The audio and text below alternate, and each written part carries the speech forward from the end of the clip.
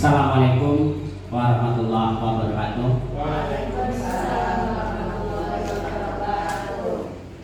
Bismillahirrahmanirrahim. La haula wala quwwata illa billah. Aman.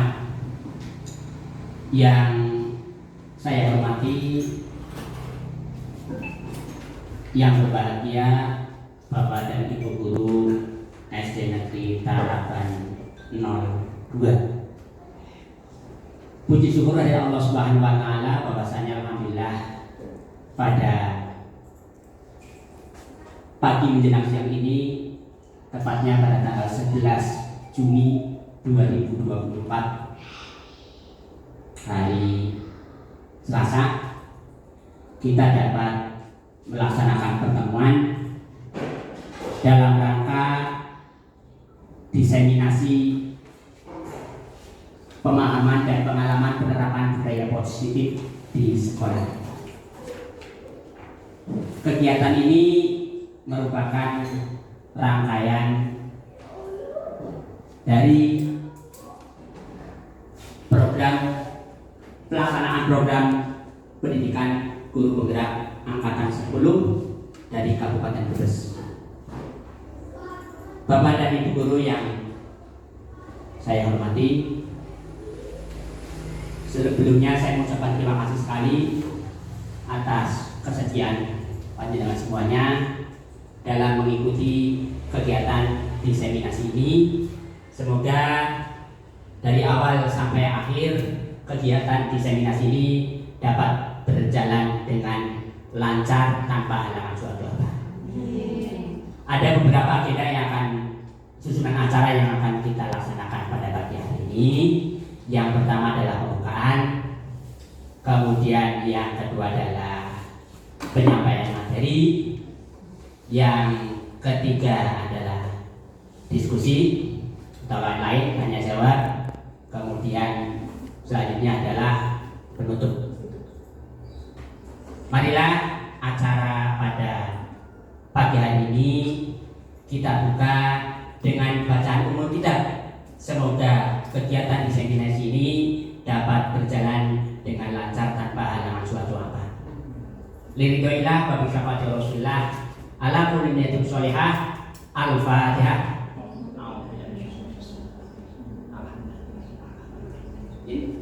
Iya kan dua ya kan nasta'in. Ihdinas siratal mustaqim. Siratal ladzina an'amta 'alaihim. Terima kasih. Semoga dengan pembacaan umum kita tersebut acara ini dapat berjalan dengan baik tanpa halangan suatu. Baik, menginjak pada susunan acara yang kedua, yaitu penyampaian materi diseminasi budaya positif, yang ini merupakan acara tunggal. Jadi saya bolongan di sini ya sebagai pembuka, pemateri, dan juga nantinya penutup. Ya, jadi bolongan macam itu. Ya, sekaligus jadi MC-nya macam itu. Terima kasih. Baik Bapak Ibu yang saya hormati, untuk sebagaimana panjenengan semuanya lihat itu ada foto yang sangat gagah sekali. Ya, itu foto saya. Ya, ini menunjukkan bahwa materi ini saya yang buat ya, bukan panjenengan semuanya buat, dan ada. Iya, itu namanya saya Aminuddin, SPD SD Negeri Tarakan 02, Kecamatan Kambiangan. Baik, masuk ke materi. Bahwasanya yang akan kita bahas pada diseminasi pada pagi hari ini adalah yang pertama mengenai disiplin positif dan nilai-nilai kebajikan universal. Kemudian yang kedua adalah teori motivasi, hukuman dan penghargaan serta restitusi. Kemudian yang ketiga adalah keyakinan kelas, dan keempat kebutuhan dasar manusia, dan yang kelima materi tentang 5 restitusi, 5 posisi kontrol seorang guru. Baik, kita mulai dari yang pertama tentang disiplin positif dan nilai-nilai kebajikan universal. Saya minta Bapak dan Ibu coba tangannya digenggam, dikepalkan. Ya, nanti di antara panjenengan berdua sebagaimana itu yang tercantum di dalam slide, Anda adalah A. Ya. Di mana tugas Anda adalah mengepalkan salah satu tangan Anda. Ya. Tugas Anda mengepalkan salah satu tangan Anda, kemudian Anda bayangkan bahwa Anda menyimpan sesuatu yang sangat berharga pada tangan Anda. Anda harus bisa menjaga apa yang ada di dalam tangan Anda tersebut, ya. Jangan sampai terbuka kemudian orang lain mengetahuinya, ya. Karena Anda menganggap bahwa yang Anda pegang tersebut sangat penting untuk kehidupan Anda. Nah, panjenengan nanti bisa dengan berpasangan berdua, ya. Misalkan tugas yang B-nya adalah berusaha sekuat mungkin, ya, supaya tangan teman Anda itu nanti terbuka. Dirayu gampang, ya. Silakan kalian, setelah panjenengan semua itu bisa mengintimidasi, memarahi, menggoda, melitik sekalipun, ya, ya, ataupun menawarkan apapun yang tujuannya adalah supaya bersedia untuk membuka kepala tangan Anda. Oke, saya minta coba kepada Bu Rifa untuk maju. Silakan Bu Rifa. Bu Rifa pura-pura memegang sesuatu yang sangat berharga. Nah, kemudian saya minta tolong kepada Bu Anggun, coba Bu Anggun, untuk bisa merayu supaya apa yang ada di dalam yang dipegang oleh dalam kepalan tangannya Bu Rifa itu apa? Coba panjenengan. Silakan gunakan kekuatan Anda. Apa itu adalah menggoda, menggelidik, bahkan menawarkan uang. Pokoknya apa yang penting bisa terbuka. Silakan. Barangkali silakan. Coba kalau saya buka. Ya. Biasanya begini Cilo kan dibuka loh. Kasih bakso. Cilo. Enggak, ini adalah sesuatu yang sangat berharga. Cilo. Cilo.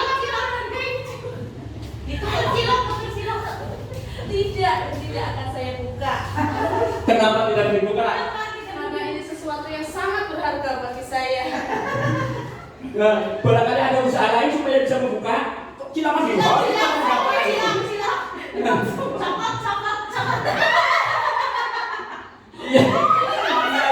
Iya. Sampai seperti apapun belum bisa terbuka. Ya, oke. Terima kasih sekali Pak. Semuanya ternyata bisa mempraktekkan sesuatu yang menyebabkan Bu Rifa itu sama sekali tidak untuk membuka, walaupun tadi ditawari cilok, bakso, bahkan dengan intimidasi berupa kritikan ataupun dimarahi, tetap Bu Rifa tidak mau membuka tangannya, ya. Padahal kita tidak tahu apa tadi yang ada dipegang oleh Bu Rifa. Nah, ya, ini menunjukkan bahwa dua orang tersebut, ya, baik Bu Rifa maupun Bu Anggun tersebut menjadi dua pihak yang bisa saling mengontrol ataupun tidak bisa dikontrol. Pertanyaannya adalah apakah Anda atau B membuka pelantangan Anda? Ya, mengapa ada alasan Anda atau B membuka pelantangan Anda? Itu kan pertanyaannya. Ya, kemudian apakah Anda atau B menutup kepala tangan Anda? Mengapa alasan Anda itu tidak mau menutup ataupun membuka? Nah, dalam hal ini sesungguhnya siapa yang menjadi pemegang kontrol atau pemegang kendali bagi kenapa Bu Rifa itu tetap menutup tangannya, tetap kekeh tidak mau membuka? Nah, dalam hal ini adalah bahwasanya jawaban-jawabannya itu sangat-sangat bervariasi atau banyak sekali kemungkinan-kemungkinan yang mana, ya, siapa yang sesungguhnya tadi sudah saya sampaikan, yang memegang kontrol itu siapa? Yang memegang kontrol untuk membuka ataupun menutup kepala tangannya. Tadi Bu Anggun sudah sekuat tenaga untuk membuka tangan Bu Rifa, ternyata Bu Rifa tetap tidak mau membuka tangannya. Ini menjadi tanda bahwasanya kita itu tergantung pada diri kita sendiri. Kita di sini adalah fungsi untuk mengontrol diri kita sendiri. Walaupun kita sebagai seorang guru, apakah kita bisa mengontrol anak-anak kita?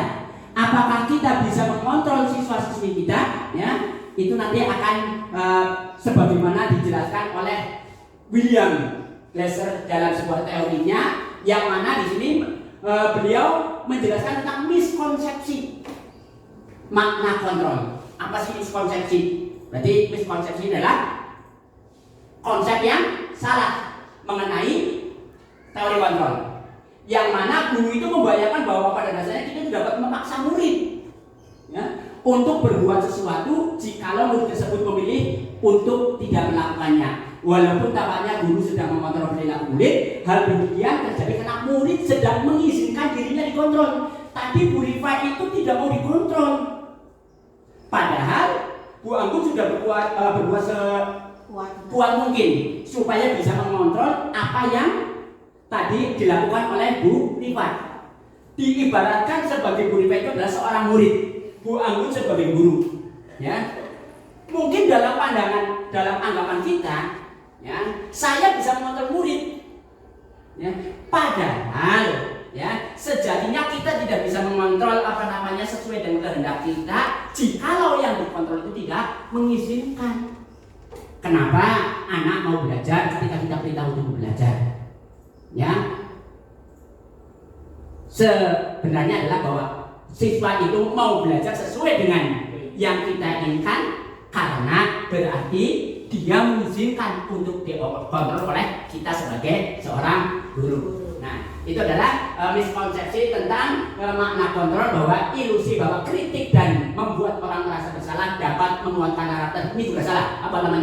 Sebuah miskonsepsi tentang makna kontrol, bahwa ilusi bahwa kritik dan membuat orang merasa bersalah dapat menguatkan karakter. Ya, kita kritik seseorang, ya, bisa jadi menjadi mereka itu kuat secara karakter, ataupun sebaliknya malah menjadi gagal. Kenapa? Kita harus kembali lagi bahwa manusia itu punya latar belakang yang berbeda-beda, punya karakter-karakter yang berbeda. Ada seorang yang anti kritik, ada seorang yang terbuka dengan kritik, ada lagi orang yang bisa memaksakan sesuatu sesuai dengan kehendaknya. Ya, itu adalah bagian dari kontrol terhadap konsepsi terhadap kontrol yang selama ini kita pelajari. Baik, selanjutnya adalah bagaimana seseorang bisa berubah. Bagaimana seseorang bisa berubah dari paradigma stimulus respon kepada pendekatan teori kontrol. Nah, sebagaimana disampaikan oleh Stephen R. Covey dalam bukunya Principle Centered Leadership, ya, tahun 1991, bahwasanya bila kita ingin membuat kemajuan belahan, sedikit ubahlah sikap atau perilaku Anda. Ya. Namun bila kita ingin memperbaiki cara-cara utama kita, maka kita perlu mengubah kerangka acuan kita. Ubahlah bagaimana Anda melihat dunia, bagaimana Anda berpikir tentang manusia. Ubahlah paradigma Anda, skema pemahaman dan penjelasan aspek-aspek tertentu tentang realitas. Ini yang disampaikan oleh Stephen R. Covey dalam bukunya. Nah, selanjutnya ini ada perbedaan perubahan paradigma. Yang pertama stimulus respon, kemudian perbedaannya dengan teori kontrol. Realitas kebutuhan kita itu sama. Ya. Pada teori kontrol disampaikan bahwa kebutuhan kita itu beda. Itu dalam teori kontrol.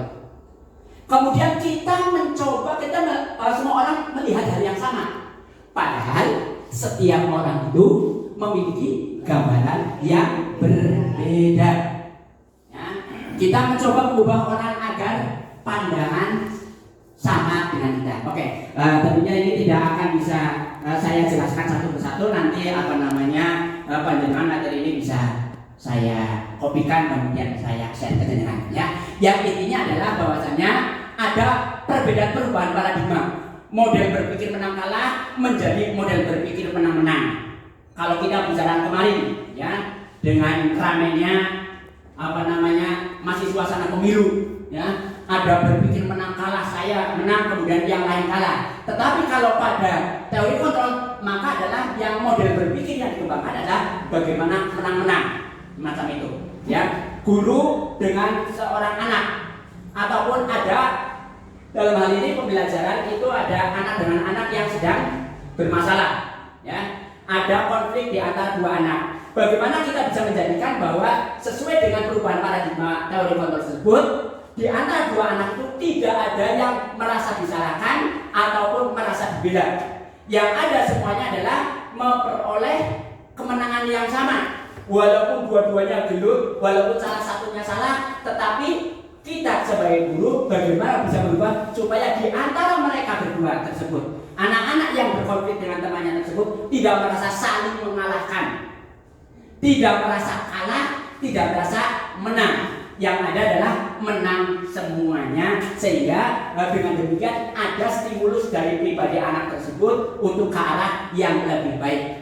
Baik, selanjutnya kita salah satu sebagai seorang guru adalah mengharapkan tentang kedisiplinan. Nah, ketika kita mendengar kata disiplin, apa yang terbayang dalam benak Anda? Disiplin itu apa? Apakah melakukan segala sesuatu sesuai dengan aturannya? Ataukah yang lain barangkali ada yang bisa disampaikan?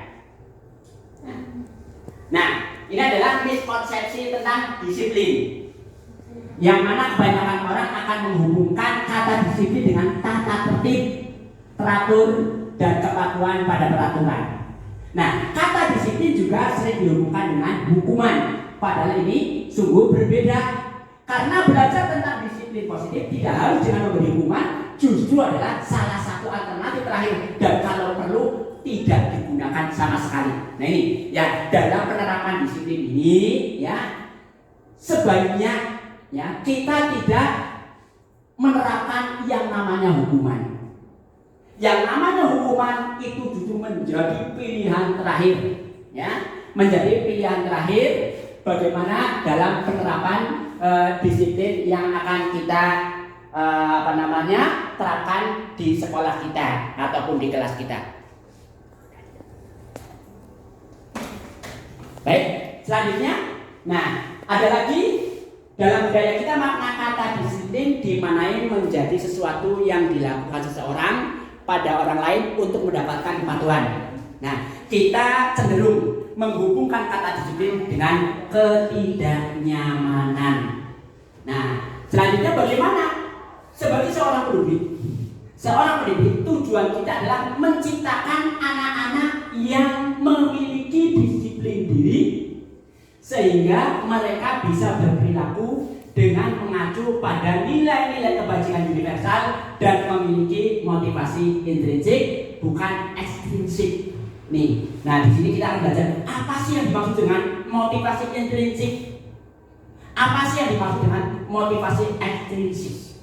Nanti insya Allah kita akan sampai pada situ, ya. Nilai-nilai kebajikan ini adalah sebagaimana dengan kurikulum merdeka yang sekarang dikembangkan oleh Kementerian Pendidikan dan Kebudayaan, Riset dan Teknologi Republik Indonesia, bahwa kita itu berusaha menciptakan pelajar yang betul-betul sesuai dengan profil pelajar Pancasila. Yang mana yang pertama adalah beriman, bertakwa kepada Tuhan Yang Maha Esa dan berakhlak mulia. Kemudian bermandiri, yang bernalar kritis, kreatif, bergotong royong, dan yang selanjutnya adalah berkebinekaan global. Ini sudah menjadi makanan kita sehari-hari, ya, dari tahun sebelumnya, ya, dari tahun kemarin, ya. Bahwa kan sebelumnya ketika kurikulum merdeka itu diterapkan, kita dalam pelatihan sudah mengenal masalah ini, ya, tentang nilai-nilai kebajikan. Nah, itu yang nantinya nilai-nilai kebajikan tersebut pada akhirnya akan kita laksanakan menjadi siswa-siswi kita menjadi siswa-siswa yang berprofil pelajar Pancasila. Oke, sampai di sini kemudian kita lanjutkan ke materi yang kedua, yaitu tentang teori motivasi, hukuman, dan penghargaan serta restitusi. Nah, ini tadi saya sampaikan tentang motivasi perilaku manusia. Ini masih sesuai dengan yang disampaikan oleh Dian Nikolson dalam bukunya Restructuring School Discipline, menyatakan ada 3 motivasi perilaku manusia. Yang pertama ya adalah untuk menghindari ketidaknyamanan ataupun hukuman. Kemudian yang kedua untuk mendapatkan imbalan atau penghargaan dari orang lain.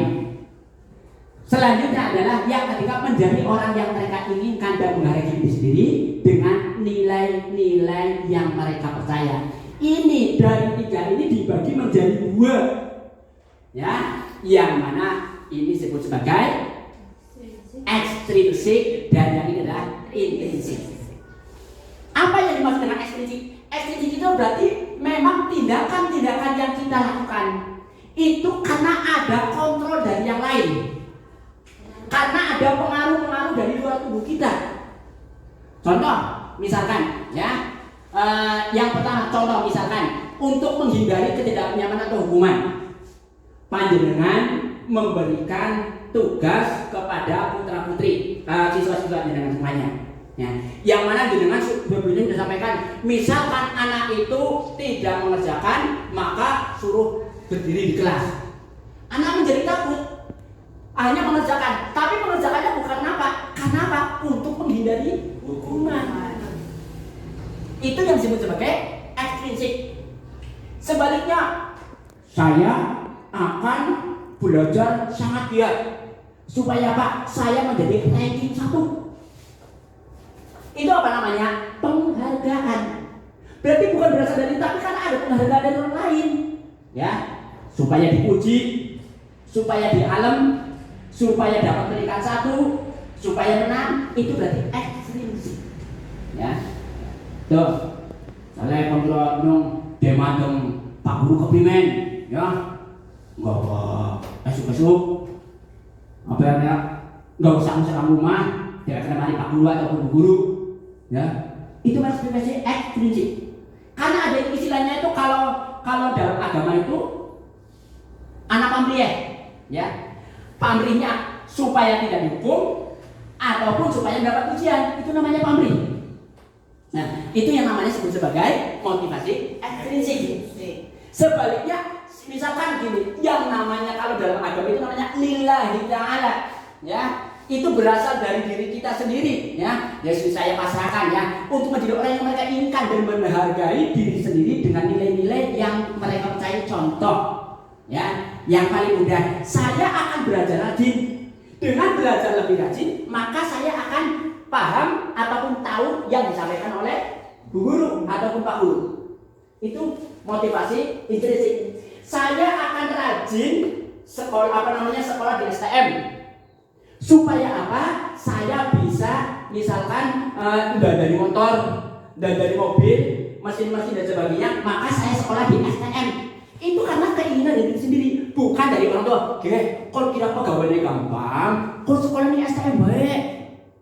Nah, itu kan berarti kan ada motivasi dari luar, ada perintah dari luar. Tetapi ketika keinginan dirinya sendiri, ya, maka itu merupakan yang namanya motivasi intrinsik. Ya, tuh. Jadi motivasi intrinsik ada, saya ulangi lagi, ada ekstrinsik dan intrinsik.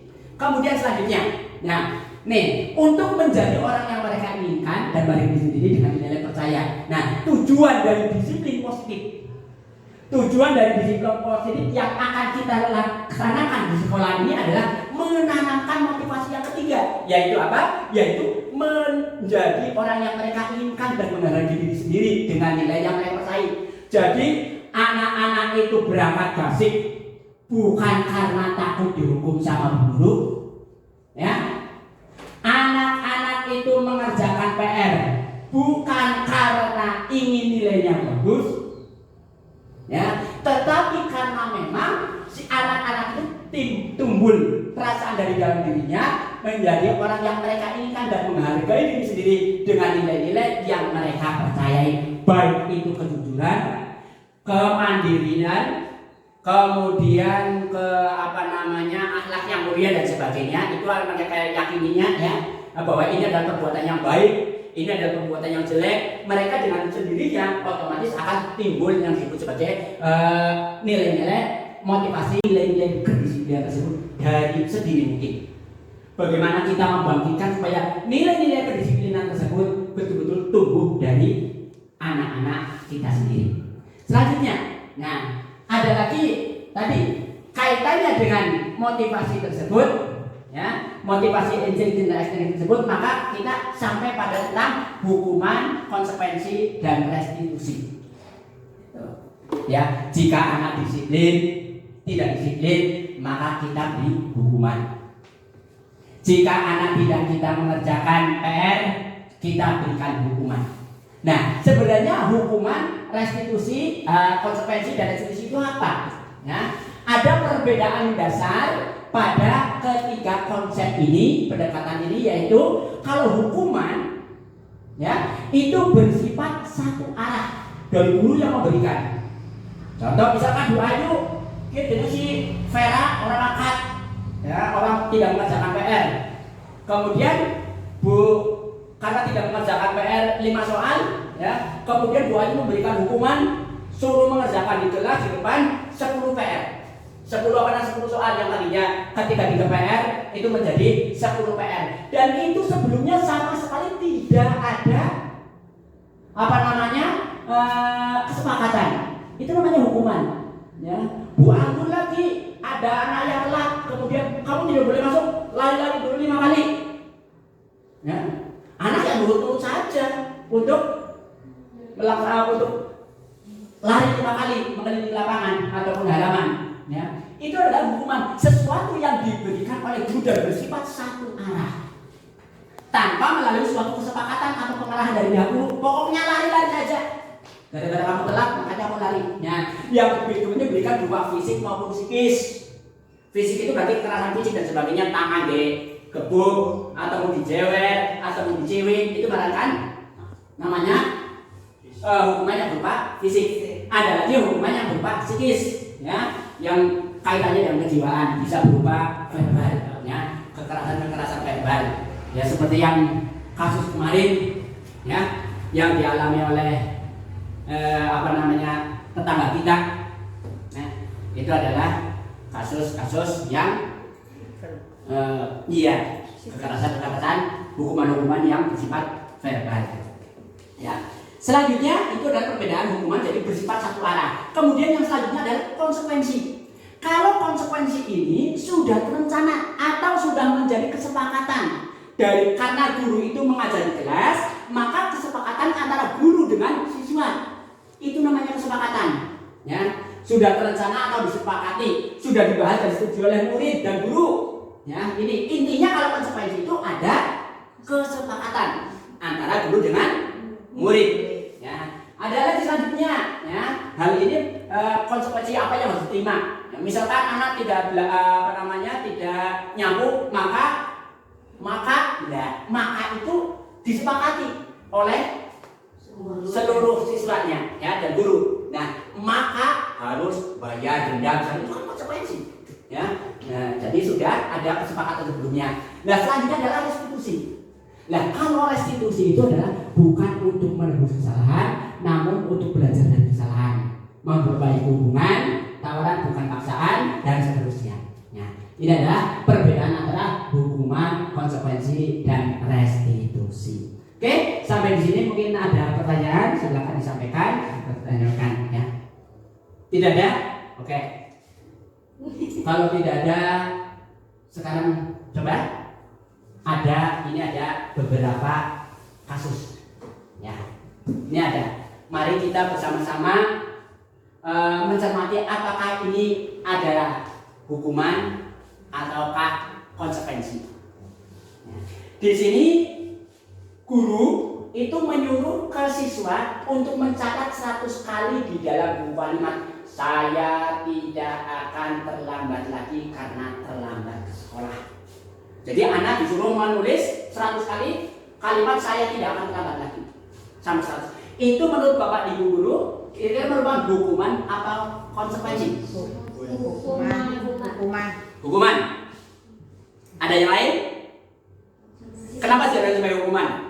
Konsekuensi. Kenapa jangan konsekuensi? Bukan karena apa ya, kata mencari Konsekuensinya seratus terlambat. kayak belum ada konsekuensi terlebih dahulu. Oke. Dari Bu Ayu menyampaikan bahwa karena itu merupakan konsekuensi karena tidak ada persetujuan kesepakatan dulu. Barangkali ada yang lain? Hukuman tadi Bu Ayu menyampaikan itu adalah hukuman. Barangkali ada yang lain? Bu Diva tadi apa? Konsekuensi apa hukuman? Konsekuensi. Kenapa? Ya kenapa kita sebut konsekuensi?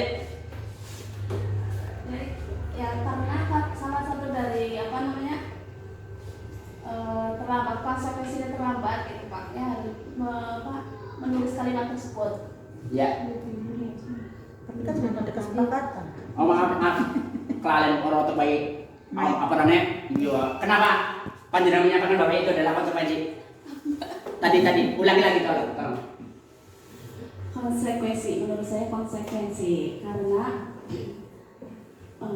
karena kita sudah melanggar misalnya apa namanya terlambat gitu ya Pak. Terlambat akhirnya kena konsekuensi dengan apa? Caranya itu menulis 100 kalimat. Oke siap. Itu menurut Bu Rifa adalah konsekuensi. Bagaimana kalau Bu Ayu?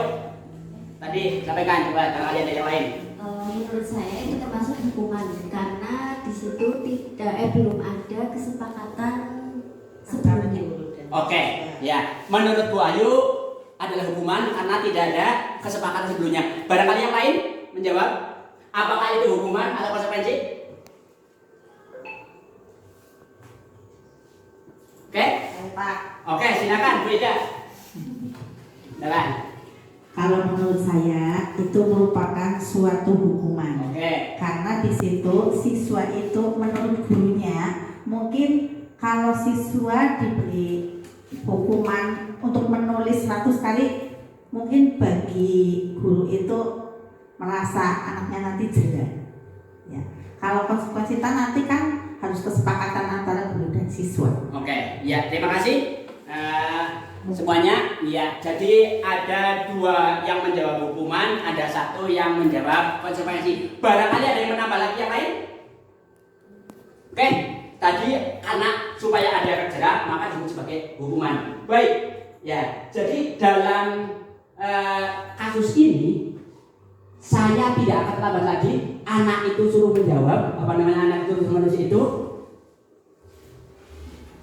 Apakah merupakan konsekuensi atau merupakan hukuman? Bisa dua-duanya. Kenapa dua-duanya? Mencatat 100 kali bisa merupakan hukuman. Jikalau tidak ada kesepakatan sebelumnya, menjadi hukuman. Jikalau tidak ada kesepakatan sebelumnya. Tujuannya apa? Betul tadi yang disampaikan oleh Bu Ida, ya, supaya menimbulkan efek jerak, anak tidak mengulangi lagi. Itu efek jeraknya. Bisa juga sebagaimana disampaikan oleh Bu Rifa, konsekuensi ketika sudah ada kesepakatan di antara guru dengan siswa bahwa itu menjadi sebuah konsekuensi. Jadi ini hukuman atau konsekuensi saya pilih dua-duanya. Tergantung, ya, tergantung pada kasusnya. Lihat ke belakang. Karena itulah ini kembali kepada diri kita semuanya. Jangan menghukumi, jangan memvonis bahwa itu adalah salah. Jangan memvonis bahwa itu tidak benar. Jangan memvonis bahwa anak saya telah melanggar aturan kalau kita belum tahu alasannya. Inilah yang disebut kita harus memvalidasi. Ya, off the record. Ya, kenapa? Walaupun itu konsekuensi, saya beda lagi. Nah, ini lari mengelilingi lapangan basket 2 kali karena terlambat hadir di sekolah. Terlambat hadir di sekolah. Suruh mengelilingi lapangan basket 2 kali karena lambat hadir di sekolah. Hukuman atau konsekuensi? Konsekuensi. Konsekuensi apa hukuman? Konsekuensi. Kenapa konsekuensi? Karena sudah ada tata tertib di sekolah. Mana? Awalnya. Awalnya sudah ada. Iya. Konsekuensi. Itu kan merupakan Tata tertibnya, apakah di tata tertibnya itu ditulis jika terlambat maka akan keliling lapangan basket 2 kali? Tidak pernah terlambat dari sekolah, berarti kan sudah ada konsekuensi aturan. Yang namanya konsekuensi itu sudah disepakati dulu. Contoh, jika saya tidak menyambut kelas, maka saya akan dimakan dari awal. Maka saya akan bayar 500. Itu kan konsekuensi karena makanya. Di sini kan hanya terlambat dari di sekolah. Makanya disebut sebagai Hukuman. ya. Sekarang gini, lari mengelilingi lapangan basket 2 kali karena terlambat hadir di sekolah pada saat pelajaran olahraga. Konsekuensi apa hukuman? Konsekuensi olahraga karena pendidikan sama. Ya, ini kan tadi kan hanya tidak ada hubungannya. Apa namanya? Ya, itu hukuman. Itu sudah ada hukumannya. Tapi kalau memang dalam pelajaran konsekuensi. Tadi saya katakan sebagai konsekuensi, misalkan saya tidak akan terlambat pada saat pelajaran bahasa Indonesia. Apa? Hukuman. Tadi tidak yang awal. Kalau saya bisa konsekuensi, karena apa? Itu kan berarti melatih anak supaya dalam baca tulis dan sebagainya. Jadi konteks iya betul ya. Jadi di dalam mindset kita itu yang namanya hukuman dengan konsekuensi itu harus ada perbedaan. Bisa menjadi konsekuensi ketika memang hukuman yang disampaikan walaupun itu tidak ada kesepakatan, tetapi langsung menuju supaya anak menjadi pintar. Anak-anak yang tidak mengerjakan PR matematika, ya, misalkan dalam hal ini Pak Hono saking belernya dan juga domain, ya kalau orang ajaran PR matematika, coba maju hafalkan perkalian 1 sampai 100, maju. Dalam pelajaran matematika, walaupun tidak ada kesepakatan dengan gurunya, tetapi karena itu kaitannya dengan pelajaran matematika, maka bisa disebut sebagai konsekuensi. Itu di situ. Oke, lanjut. Nah, membersihkan coretan yang dibuatnya di meja tulis. Membersihkan coretan yang dibuatnya di meja tulis. Coretan ini meja tulis. Kira-kira ya hukuman atau konsekuensi? Konsekuensi. Jawabannya betul. Ya. Lanjut. Murid diminta untuk push up 15 kali karena tidak menggunakan masker ke sekolah. Hukuman. Pintar. Bagus. Yang selanjutnya 5. Menggantikan kertas tugas teman yang telah dicoret-coret. Jelas konsekuensi. Guru Taraba 2 memang JTKW. Terima kasih. Ini kayak ada ngelak ya. Kayak kasar enggak, jangan ya. Kayak kasar dong, dapat tidak? Madan banget ya. Anak ini bayar narang. Oke, sudah. Ya, cukup lanjut. Ya. Jadi sudah bisa membedakan, Bapak dan Ibu sudah membedakan yang apa yang namanya disebut sebagai hukuman, apa yang disebut sebagai Konsekuensi. Lanjut. Nah ini berjemur di lapangan basket pukul 12 siang karena ngobrol dengan teman. Hukuman. Jelas hukuman. Lanjut. Ada lagi telanjang ada. Jebulnya telanjang kaki. Kakinya kuasa. Iya. Jebulnya telanjang kaki. Murid diminta bertelanjang sepanjang hari karena tidak menggunakan sepatu olahraga sesuai peraturan sekolah. Hukuman. Belum mesti jawab. Hukuman. Oke. Lanjut. Berdiri depan kelas sambil mengangkat kaki satu karena tidak bisa menjawab pertanyaan. Hukuman apa? Jelas. Hukuman. Lanjut. Ini sih sama. Nah, ya tadi pelajaran sudah tahu tentang konsekuensi tentang hukuman. Berikutnya tentang penghargaan. Nah, bagaimana menurut Anda, pendapat Anda, apakah pemberian hadiah atau penghargaan murid itu efektif atau tidak? Efektif atau tidak? Jadi menimbulkan apa? Dia tak nyong. Dia dapat meningkatkan motivasi. Motivasi. Dengan demikian termasuk motivasi apa? Motivasi Yang tadi. oh iya Ekstrinsi. Nah, ini yang dikatakan sebagai dihukum oleh penghargaan. Pernyataan tentang tindakan pemberian penghargaan itu bisa menurunkan kualitas karena mereka yang tidak menerima bayaran terus berupaya memasak itu menjadi lebih baik. Ya. Kemudian penghargaan mematikan kreativitas, penghargaan menghukum. Jika suatu penghargaan diharapkan namun Anda tidak mendapatkannya, Anda akan hukum. Ya. Motivasi dari dalam diri. Ya. Jika kita memberikan penghargaan kepada seseorang anak pada saat dia sedang merasa bangga dengan pencapaian dirinya sendiri, maka kita akan mengambil kegembiraan saat dia sedang dirasakan secara alamiah. Contohnya begini Bu. Ya. Saya itu senang mendapatkan nilai matematika itu 10. Ya. Saya senang sekali. Kemudian ternyata oleh orang tua kita diberi penghargaan. Kok nilainya 10 denyong terbaik, pada sebelumnya tidak ada ya. Sebelumnya tidak ada katakanlah konsekuensi jika kamu yang sebelumnya maka akan mendapatkan dia. Ya. Kemudian saya kasih hadiah, entah itu sepatu baru dan sebagainya. Itu menurut panjenengan akibatnya akan seperti apa? Apakah dengan demikian anak tersebut pada tahap berikutnya motivasinya karena memang ingin belajar sendiri, ataukah supaya ingin mendapatkan hadiah dari orang tua? Itu yang disebut sebagai mematikan kreativitas. Mematikan kreativitas. Ya. Kreatifnya Ini sih menurut dosen. Tapi kadang-kadang kita juga ya memang namanya secara kenyataan ya kita hanya berbicara tentang teori lah ya. Kita hanya berbicara tentang teori. Walaupun di dalam prakteknya ya sebisa mungkin seperti itu ya. Karena apa? Indonesia ya. Dulu itu tahun 60-an kan menjadi kiblatnya pendidikan di Jepang. Ya. Orang-orang Jepang belajar ke Indonesia. Tahun 60-an. Sekarang bagaimana? Kebalik. Sekarang kebalik. Kenapa itu bisa terjadi? Mungkin kembalinya ke kanan. Lanjut.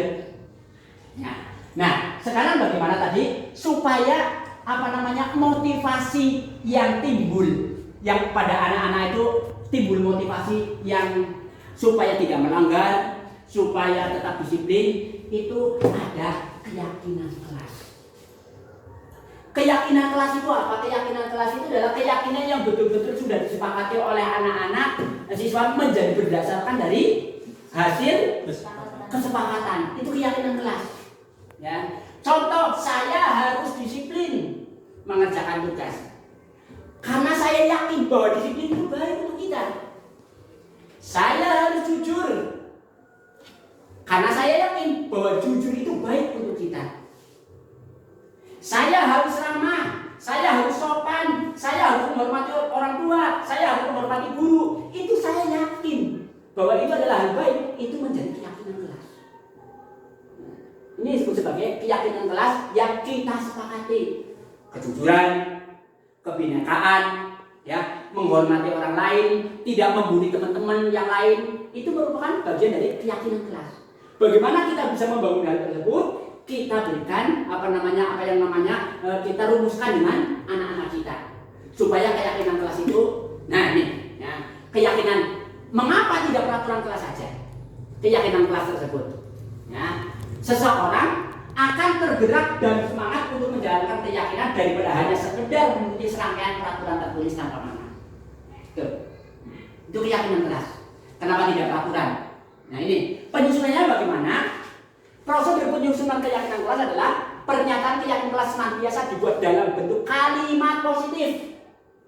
Kalimat positif itu tidak ada kata jangan, tidak ada kata-kata dilarang, tidak ada kata-kata tidak. Itu positif. Contoh, jangan membuang sampah sembarangan. Jangan membuang sampah sembarangan. Itu kalimat negatif. Kenapa? Ada kata jangan. Bisa dirubah menjadi kalimat positif. Apa? Buanglah sampah pada tempatnya. Tempatnya. Ya, buanglah sampah pada tempatnya. Itu merupakan kalimat positif. Jangan buang sampah sembarangan. Itu kalimat negatif. Walaupun itu kalimat larangan. Ya, itu timbulnya kan nyokon aja. buang sampah sembarangan. Kenapa? Takut dihukum. Ya, takut ditajir, takut nilainya jelek. Jangan buang. Nanti kalau ketahuan Pak Guru-guru, bagaimana kalau saya membuang sampah sembarangan? Wah, kok nambah buida di cewek. Jangan. Tapi tidak, buanglah sampah pada tempatnya. Maka saya akan tahu bahwa saya tidak akan barang, tapi saya akan membuang pada tempat sampah. Tanpa harus takut akan dihukum. Karena yang namanya kalimat larangan berarti kan ada konsekuensi. Jika saya melanggar larangan, maka. Tapi ketika kita sudah betul-betul datang dari diri kita buang sampah pada tempatnya, maka sudah yang ada adalah keyakinan dari diri kita sendiri. Itu yang namanya keyakinan. Oke, bisa kiloman di sini dia.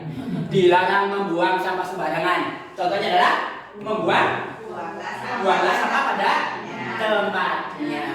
Ya, dilarang membuang sampah sembarangan. Bayangan saya larang. Ya, mohon izin saya tutup. Ya. Selanjutnya, misalkan ini tidak boleh mencoret-coret tembok. Kira-kira apa kalimat positifnya? Jagalah kebersihan kelas. Boleh? Ada lagi yang lain? Ada lagi yang lain?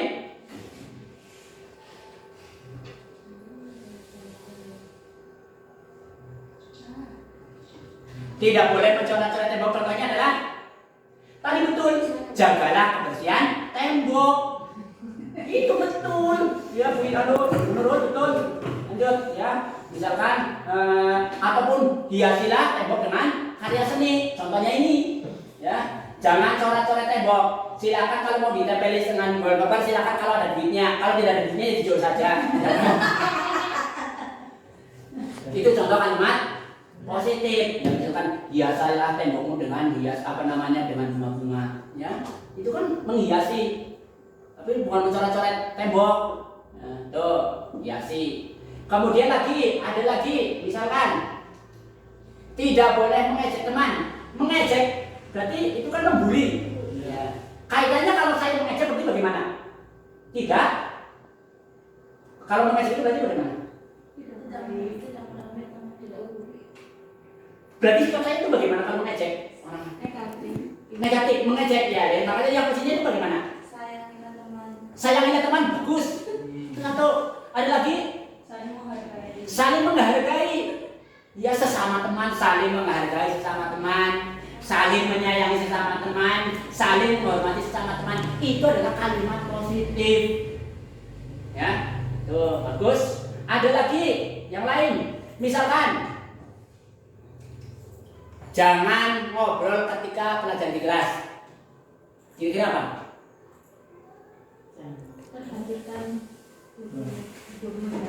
Bagus. Ya, itu perhatikan guru menjelaskan. Bisa dibuat menjadi sebuah kalimat yang lebih pas. Misalkan, ya, perhatikan penjelasan gurumu. Ya, supaya tidak ngobrol itu berarti tidak, Pak. Supaya anak-anak tidak ngobrol. Mari fokus memperhatikan Pak Guru seperti itu. Ya, intinya tidak ada kalimat negatif, yang ada adalah ajakan supaya menjadi kalimat positif. Fokus mendengarkan penjelasan guru, maka kita tidak ngobrol. Kan seperti itu. Lagi, tidak diperkenankan membawa handphone ke sekolah. Kita gimana nangis? Ayo gimana? Nah, kalau tidak membawa handphone, kita lagi kita apa? Kira-kira apa? Yang positif.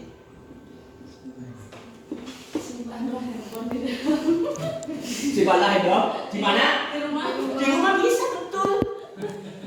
Dengan menyimpan handphone di rumah, maka kita kan tidak membawa ke sekolah.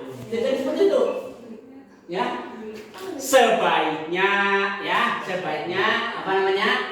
Ya, meninggalkan handphone di rumah supaya fokus pada pelajaran. Itu kan kalimat positif.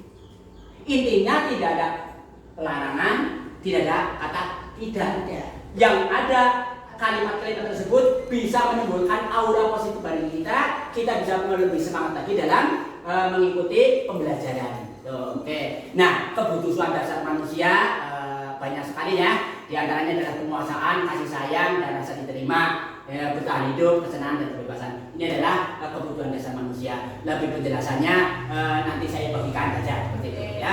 Ya, ini karena waktu yang terbatas. Selanjutnya, nah ini 5 posisi kontrol. 5 posisi kontrol seorang guru.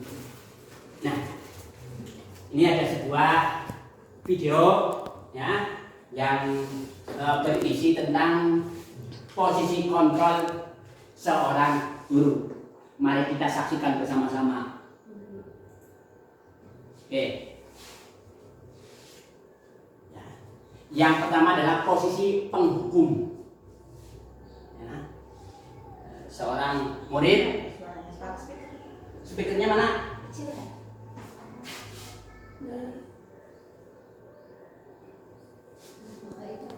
Karena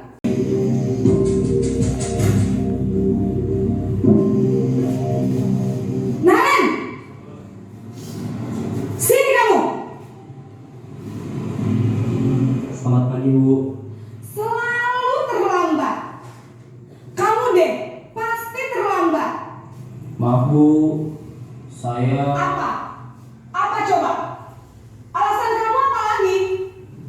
Kapan sih kamu tidak terlambat? Malas sekali ya kamu jadi anak. saya Dasar pemalas. Gak kapok-kapok sih kamu. Sudah berapa kali terlambat?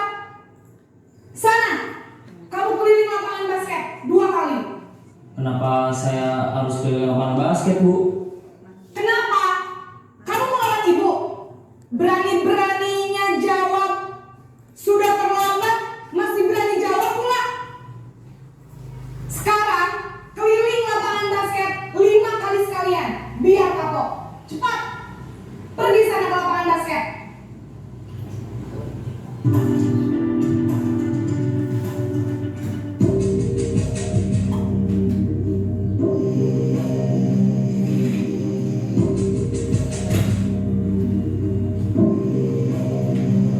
Naren!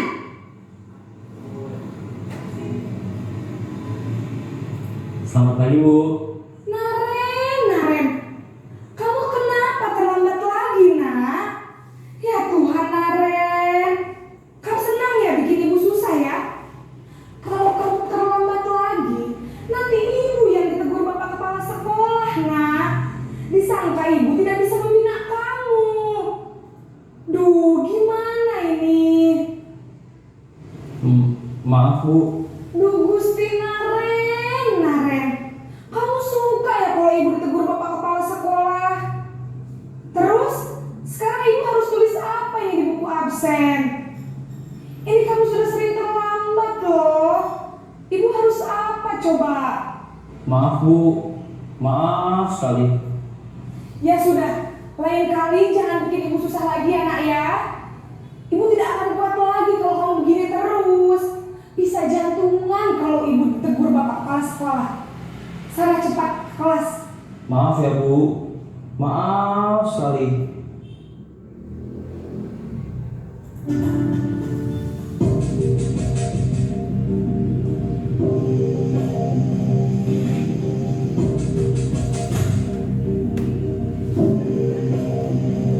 Naren!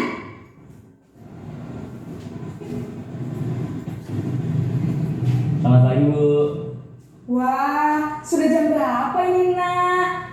Terlambat lagi ya sayang. Iya, Bu. Habis ibu saya lupa bangunkan saya, Bu. Kamu malah menyalahkan ibu kamu. Kamu bukannya anak yang larinya paling kencang. Kok terlambat sih? Iya, Bu. Saya memang terlambat bangun tadi. Jadi biarpun saya lari kencang, tetap gak kekejar, Bu. Ya sudah sana. Nanti lain kali larinya lebih kencang lagi ya. Biar gak terlambat lagi. Bikin seneng ibu. Demi ibu. Bisa kan? Bisa lah, Bu. Ya sudah sana masuk kelas. Ibu beresin urusan absen kamu. Kamu ini ada-ada saja.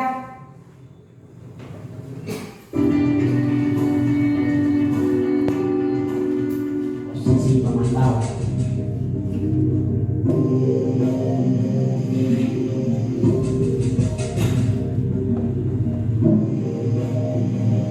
Naren!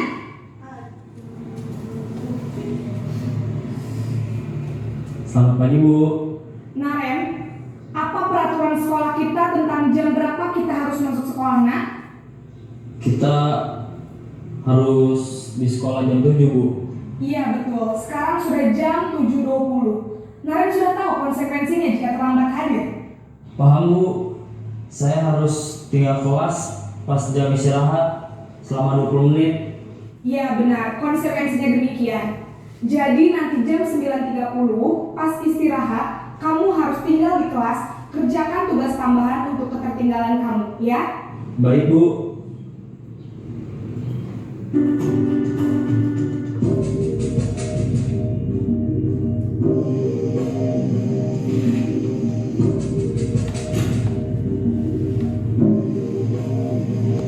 Naren!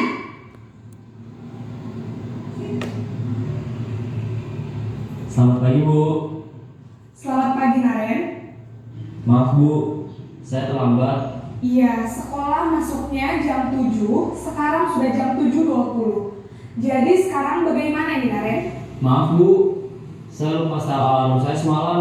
Baiklah, menurut kamu, keyakinan sekolah yang mana yang perlu kamu tingkatkan?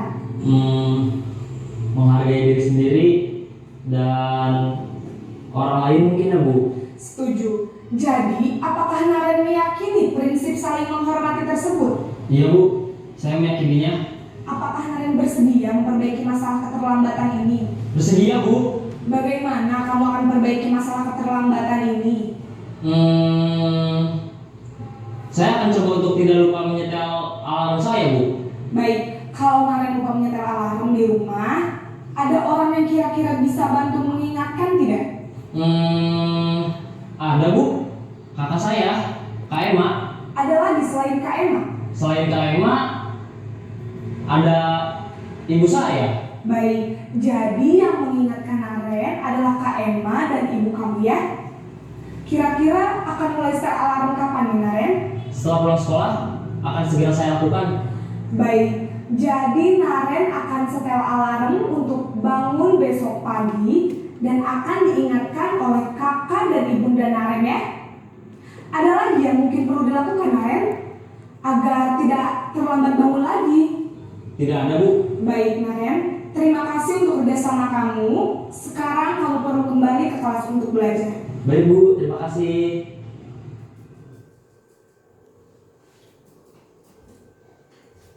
Ya.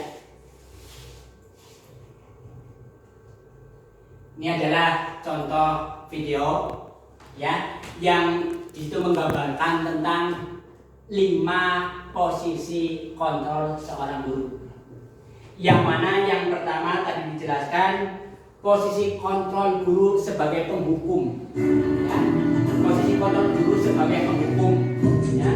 Yang mana pada posisi kontrol guru sebagai penghukum tersebut, ya, posisi kontrol itu ada suara tentang celik, bahasa tubuh, mata melotot dan sebagainya.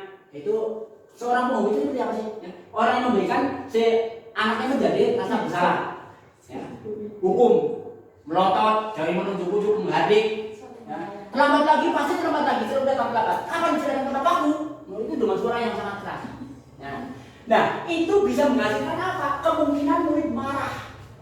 Jikalau kita itu menghukum seseorang, ya, pasti akan timbul, ya, namanya manusia ya, manusiawi. Kalau marah, dendam dan sebagainya. Nah, yang dimungkinkan apabila posisi guru itu sebagai seorang penghukum, maka murid menjadi marah dan mendendam dan bersifat agresif. Ya, nyatanya kita itu kan seperti prasasti yang akan diukir sampai akhir hayat. Saya pernah dihukum seorang guru, ya, sampai sekarang bisa saja saya masih ingat. Ataupun sebaliknya, ketika kita masih kecil kemudian mendapatkan pendakwaan yang enak dan juga tidak enak, pasti akan membekas. Ya, karena anak itu seperti itu ya, seperti prasasti. Karena itu tugas kita sebagai seorang guru bagaimana memberikan satu kesan yang positif terhadap anak-anak didik kita. Jangan sampai kesan dikamplengi guru ataupun dilempar penggaris itu menjadi guru yang menjadi ingatan kita sampai sekarang. Saya juga sebagai seorang guru, ya, mungkin sekitar 12 tahun yang lalu pernah melakukan seperti itu. Dan sampai sekarang sayanya masih ingat. Ya, ketika saya nyabet pakai penggaris, itu saya masih ingat.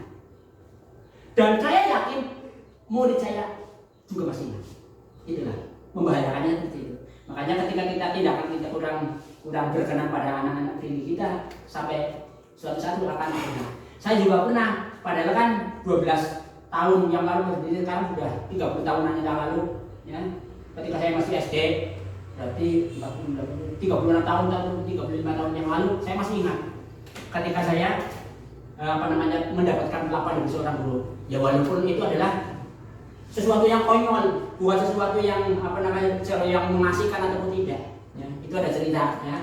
Saya karena masih lugunya saya, ya, sampai sekarang masih teringat, disuruh oleh Pak wali kelas saya saat itu, Pak Haryo, sekarang sudah pernah, ya.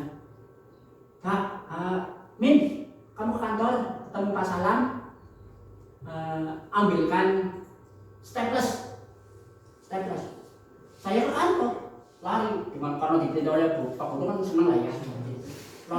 Sampai di kantor, karena memang saya lugu, saya dikasih apa? Slot pintu, ya, slot pintu. Hubungannya tidak ada. Ya tujuan saya tahu lah tujuan ngerjain seperti itu. Tapi saya kasihkan ke ini Pak staplesnya. Saya nggak tahu bahwa staples itu adalah. Nah, itu ternyata saya dikasihnya slot. Ya sampai sekarang masih ingat. Beliau lah orang yang menjaga saya seperti ini, Pak Salam. Ya, itu adalah satu kenangan. Jadi kenangan itu bukan berarti harus yang menyakitkan, bisa juga yang menggelikan, juga masih tetap saya ingat. Itu apa? Itu bahwa kita itu, anak didik kita itu ketika masih SD itu betul-betul sangat sensitif lah, ya. Segala sesuatu itu ingat. Apalagi zaman sekarang, ya. Apalagi kalau zaman sekarang yang namanya jejak digital, ya kan, itu tidak bisa hilang. Itu yang sulit dihilangkan, makanya sekarang adalah jejak digital. Kalau memang di masa lalu bisa saja hilang, ya. Tapi kalau jejak digital itu sulit untuk dihilangkan. Itu adalah contoh posisi kontrol menjadi pembuat kesalahan bersalah, ya. Adik, kamu ini bagaimana ya? Kamu sudah berjanji dan ibu tidak akan terlambat lagi. Kamu kenapa salah sekali mengecewakan ibu? Yang namanya kecewa itu kan pasti nadanya lebih rendah, tetapi justru itu menimbulkan rasa bersalah jadi siswa.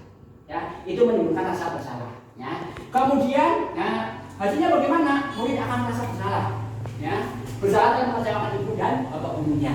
Kemudian yang ketiga, menjadi sebagai seorang teman, nada suaranya akrab, bahasa tubuh, dan bagaimana yang namanya teman dengan teman. Nah, itu sikap murid akan menjadi merasa senang dan akrab dengan guru. Dan ini termasuk dampak positifnya. Hanya saja kalau ini dianggap sebagai teman, ya akan tergantung pada guru tersebut. Ya, seperti rasa penghormatan juga kurang ya, apalagi kita itu tetap menganut budaya ketimuran antara guru dengan murid, ya tetap ada, kita masih ada ubah-ubahnya lah semacam itu.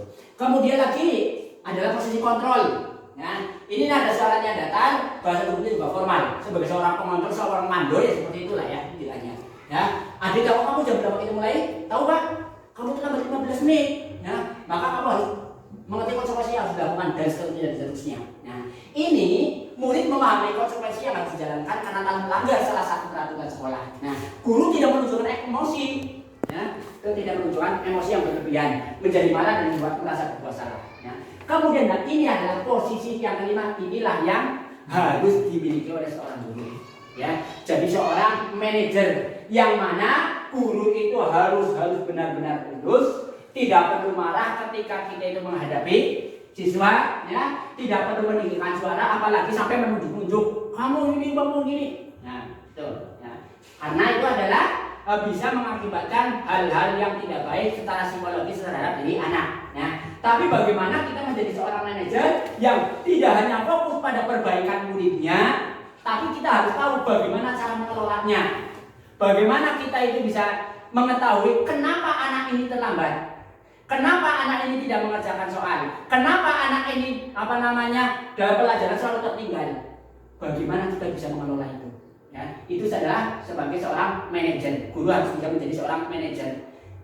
Anak-anak terlambat terus. Kenapa ditanyakan? Ya? Kenapa anak ini tidak nilai matematikanya katakan ataupun literasi dan sebagainya ataupun numerasi ini jatuh sekali. Kenapa? Dicari latar belakangnya. Dari setelah kita mengetahui latar belakangnya lah, kita bisa mengelola ya apa informasi-informasi yang kita terima untuk selanjutnya perbaikan di masa yang akan datang. Untuk itu sebagai seorang manajer, bagaimana bisa mengelola kelas, bagaimana bisa mengelola lingkungan pendidikan yang ada, bagaimana bisa mengelola aset-aset atau potensi-potensi yang dimiliki oleh sekolah maupun oleh siswa. Nah, sekarang selanjutnya adalah tentang segitiga restitusi. Segitiga restitusi pengertiannya adalah proses menciptakan kondisi bagi peserta didik untuk memperbaiki kesalahan mereka sehingga mereka bisa kembali pada kelompok mereka dengan karakter yang lebih kuat sebagaimana disampaikan oleh dosen dalam buku yang diterbitkan pada tahun 2024 ini ya, adalah proses menciptakan kondisi bagi peserta didik dan seterusnya. Oke. Nah, langkah-langkah dalam pelaksanaan segitiga restitusi adalah yang pertama adalah menstabilkan identitas ya, stabilize di identity. Kemudian dua, validasi tindakan yang salah, validate the mistake. Kemudian yang ketiga adalah menanyakan keyakinan, seek the belief. Oke, sekarang ini ada sebuah video yang menggambarkan tentang skenario praktik segitiga restitusi. Mari kita lihat bersama-sama, saksikan bersama-sama. Assalamualaikum Pak, izin. Waalaikumsalam. Wah, apa kabar Pak Uza? Silahkan duduk. Saya sedang malas belajar Pak. Saya tidak tahu mau melakukan apa lagi. Lalu saya mengajak teman buat bermain bola di luar lingkungan sekolah. Oh begitu. Kadang kita memang muncul rasa malas belajar. Mungkin karena jenuh atau karena hal lain. Stabilitas. Iya Pak, sekarang saya sedang jenuh belajar. Baiklah Pak Uza, tak apa. Tapi hanya karena malas belajar, lantas kamu boleh melanggar peraturan sekolah dengan memanjat pagar. Tidak juga Pak. Maaf Pak, saya salah. Tidak apa-apa. Setiap kita terkadang juga sering melakukan kekeliruan. Lalu sikap seperti apa yang kamu yakini Pak Uza? Harusnya saya bisa menghargai guru Pak dengan tetap di kelas. Kemudian menyampaikan kendala belajar saya, bukannya mengasuh teman-teman buat bolos manjat pagar sekolah Pak. Baiklah. Lalu apa rencana kamu untuk memperbaiki masalah ini? Izinkan saya minta maaf pada guru ya Pak, dan teman-teman juga. Kamu sudah menyadari kekeliruanmu. Lalu apa kamu tahu dengan konsekuensi dari tindakanmu ini? Siap Pak, saya siap menerima konsekuensi dari guru kelas. Lalu apakah peristiwa ini akan terulang lagi Pak Uza? Tidak Pak, saya sangat malu jika mengulangi kesalahan ini lagi. Baiklah, semangat belajar ya. Ya, baik. Itu adalah contoh-contoh saya kembalikan lagi ke slide sebelumnya. Ya. Nih, itu adalah langkah-langkah segitiga restitusi. Ya. Merupakan dengan cara menstabilkan identitas. Contohnya tadi sudah disampaikan ketika anak tersebut Pak Guru menyampaikan tentang tindakan-tindakan tersebut memang pernah melakukan kesalahan, itu adalah stabilitas identitas. Artinya apa? Supaya anak itu tidak merasa terbebani. Ya, contoh misalkan saya begini, saya menghadapi seorang anak yang sekolah kelasnya masihnya itu terlambat. Bisa saja saya melakukan seperti ini. Ya memang setiap orang itu pasti pernah punya kesalahan. Contohnya Pak Guru, ketika ada undangan rapat, Pak Guru datang terlambat. Ketika Pak Guru ada undangan rapat, Pak Guru datang terlambat. Itu kan berarti kan menstabilkan. Oh, Pak Guru tidak pernah salah. Jadi anak ketika melakukan kesalahan terlambat itu tidak merasa down sekali.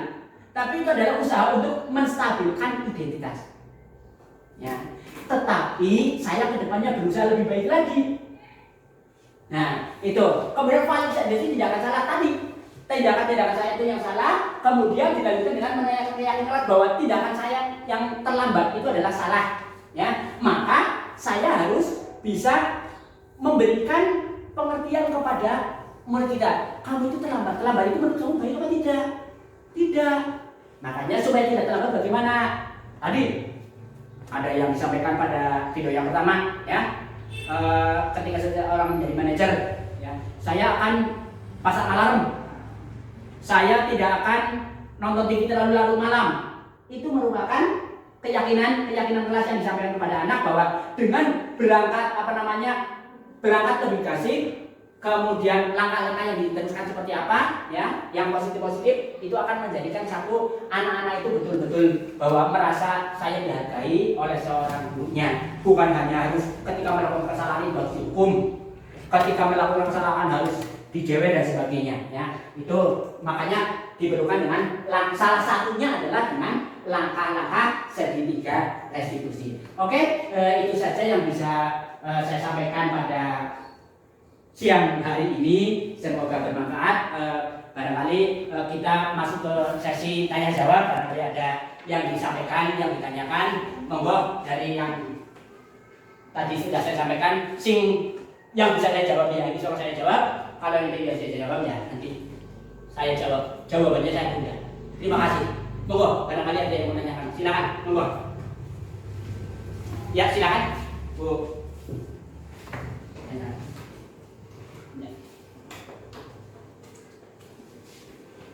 Terima kasih atas waktunya Bapak. Izin bertanya. Tadi kan untuk yang dicontoh video itu kan untuk anak usia sekitar SMP atau SMA nih Bapak. Ya, sedangkan kita kan guru SD gitu. Saya tertarik dengan materi yang diberikan Bapak tentang segitiga restitusi. Itu pertanyaan saya, apakah semua masalah kesiswaan itu bisa diselesaikan dengan konsep segitiga restitusi? Begitu Bapak. Terima kasih. Oke, terima kasih. Ya, ada pertanyaan yang sangat menarik dari Bu Widi terkait dengan pelaksanaan segitiga restitusi untuk mengatasi permasalahan anak didik kita. Saya ulangi kembali pertanyaannya bahwa apakah semua masalah kesiswaan bisa diselesaikan dengan segitiga restitusi, begitu? Ya. Sebelum saya menjawab, barangkali di antara Bapak Ibu mau berkenan untuk memberikan jawaban, saya persilakan. Barangkali mau menjawab, ya? Bu Nurul mau menjawab, bagaimana? Tidak ada? Waduh, saya beri kesempatan dengan semuanya, ya? Oke, ya. Baik, pertanyaan tersebut memang saya anggap berat dan juga memang ini PR kita bersama. Ya, kita itu mohon maaf izin duduk ya, sambil jawab macam sampai sih kayak ya. Jadi segitiga restitusi itu kita itu di dalam sekolah itu mengalami ataupun menghadapi berbagai macam persoalan, berbagai masalah yang terkait dengan salah satunya adalah terkait dengan siswa.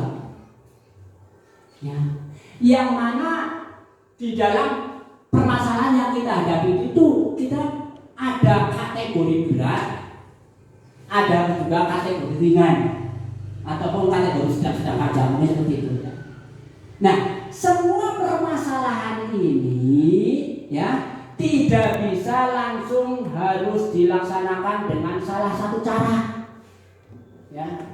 Tadi tahapan segitiga restitusi merupakan salah satu cara.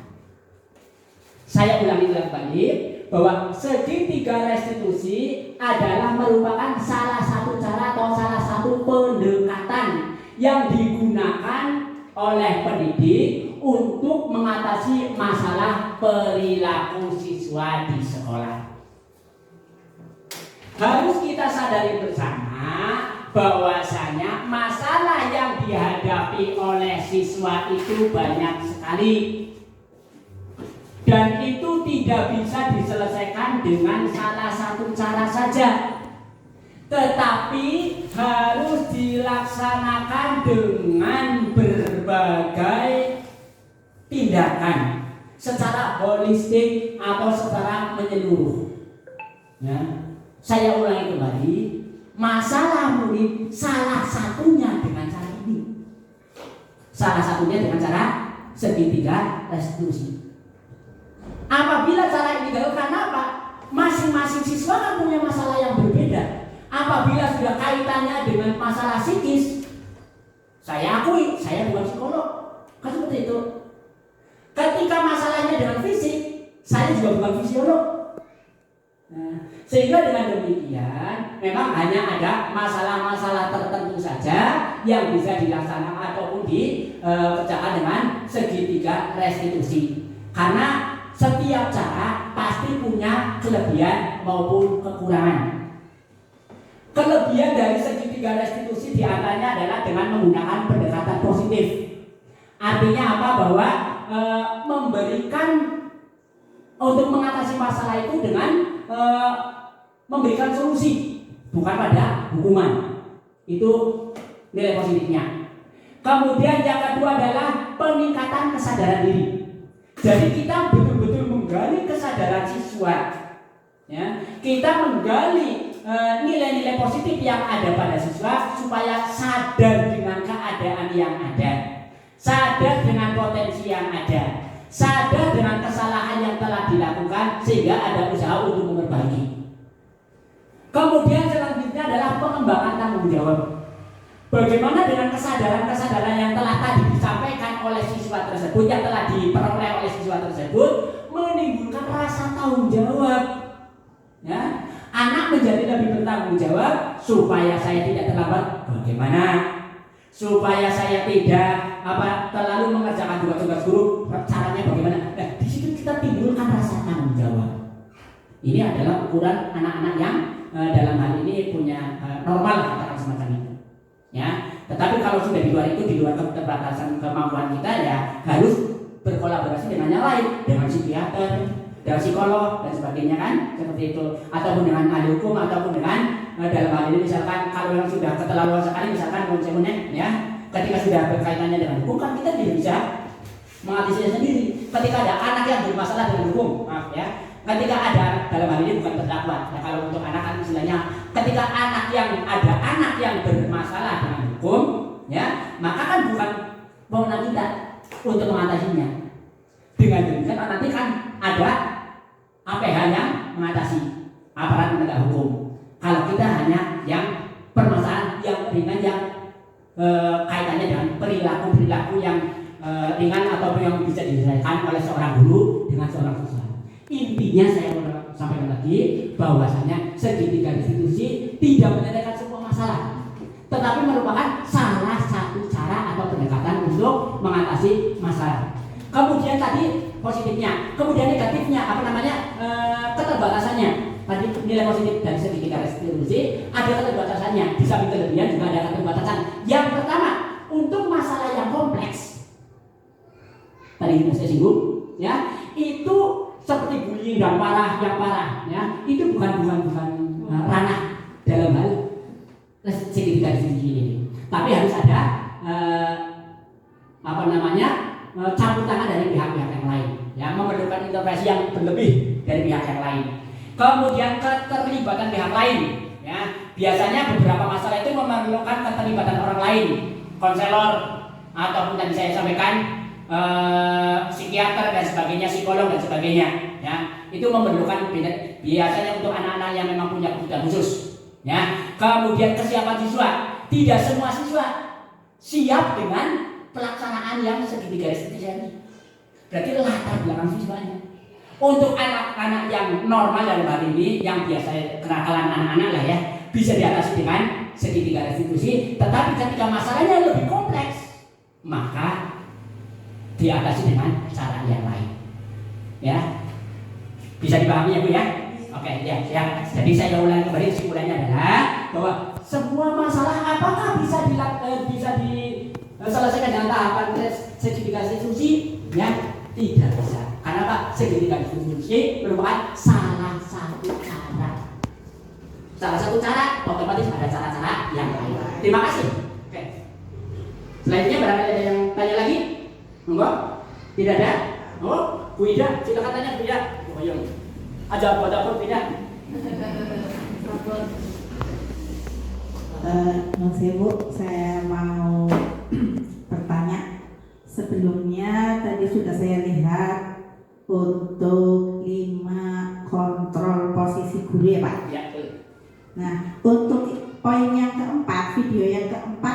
ini saya agak bingung Pak. Untuk pemantau dan manajer, posisi guru sebagai pemantau dan manajer. Pertanyaan saya, apa perbedaan posisi guru sebagai pemantau dan posisi guru sebagai manajer Pak? Itu saja Pak, terima kasih. Ya, terima kasih pertanyaan dari Ibu Ida. Semoga ini menjadi pemahaman untuk saya pribadi, menjadi lebih paham, dan juga panjenengan semuanya juga saya yakin juga ada yang sudah paham posisi pemantau dan posisi manajer. Saya beri kesempatan kepada Bapak Ibu yang berkenan untuk menjawab pertanyaan tadi Bu Ida. Monggo barangkali ada yang berminat untuk berkenan untuk menjawab. Barangkali ada yang mau menjawab. Jawab Bu. Barangkali Pak Hono mau menjawab. Oke, karena Pak Hono tidak mau berkenan untuk menjawab, ya saya akan menjawab. Ya, terima kasih. Sekali lagi bahwa posisi kontrol seorang guru tadi ada 5 ya. Yang pertama adalah sebagai penghukum, yang kedua adalah sebagai pembuat rasa bersalah, kemudian yang ketiga adalah sebagai teman, yang keempat pemantau, dan kelima adalah sebagai manajer. Di sini Bu Ida menanyakan bagaimana perbedaan, apa sih perbedaan antara pemantau dengan manajer. Jadi mantau itu memantau atau monitor. Kalau kita kembali kepada pemantau, monitor, ya monitor itu berarti kan deleng. Tapi kalau manajer berarti kan mengelola. Seperti itu. Ada 2 tujuan yang berbeda ya. Kalau kontrol guru sebagai seorang pengawas atau pengontrol, pemantau, itu yang pertama adalah mengawasi perilaku dan kinerja siswa untuk memastikan mereka mematuhi peraturan apa tidak. Itu tujuan utamanya dari pemantau. Sedangkan kalau manajer itu bertugas mengelola, ya, mengelola apa tujuannya adalah mengelola semua aspek untuk menciptakan lingkungan belajar sehingga siswa itu merasa tidak akan melakukan kegiatan-kegiatan yang melawan aturan, tercipta kondisi yang kondusif. Itu tugasnya manajer. Jadi kalau pemantau itu memantau perilaku siswa sekiranya itu melawan peraturan atau tidak. Sedangkan ketika seorang manajer itu mengelola, mengatur supaya apa? Suasana pembelajaran siswa itu kondusif, sehingga dengan adanya suasana pembelajaran yang kondusif tersebut, maka meminimalisir, maka mengurangi pelanggaran-pelanggaran peraturan yang dilakukan oleh seorang siswa. Itu dilihat dari aspek tujuannya. Nah, selanjutnya adalah sebenarnya bahwa di sini dalam prakteknya fokusnya itu adalah kalau pemantau itu fokusnya adalah pengawasan, tapi kalau manajer itu adalah pengelolaan. Kemudian yang kedua, pendekatannya itu adalah reaktif. Artinya apa? Ketika anak tersebut melakukan tindakan, maka kita secara otomatis memberikan bereaksi terhadap tindakan yang telah dilakukan. Anak dihukumlah dan sebagainya. Ya, kemudian anak diajak bicara lah, ya, itu adalah reaktif. Jadi sesegera mungkin akan ditangani, ya, itu dengan pendekatan yang formal dan terbatas. Sedangkan kalau pendekatan yang dilakukan oleh manajer itu proaktif, ya. Jadi sebelum anak-anak tersebut melakukan tindakan, bagaimana kita memberikan pengawasan kepada anak, bagaimana kita bisa melakukan pendekatan terhadap, ada interaksi yang lebih luas. Seperti itu. Tidak hanya masalah yang dibuat oleh anak tersebut, tetapi secara menyeluruh. Itu manajer. Kemudian perannya adalah pasif. Kalau dalam pemantau hanya memantau saja. Ya, memperhatikan. Misalkan Bu Idi datang terlambat, Bu Ida pulang duluan misalkan, itu memantau saja. Ya, sebatas memantau pasif. Tetapi ketika seorang manajer, maka bagaimana aktif memotivasi supaya ayo mari kita bersama-sama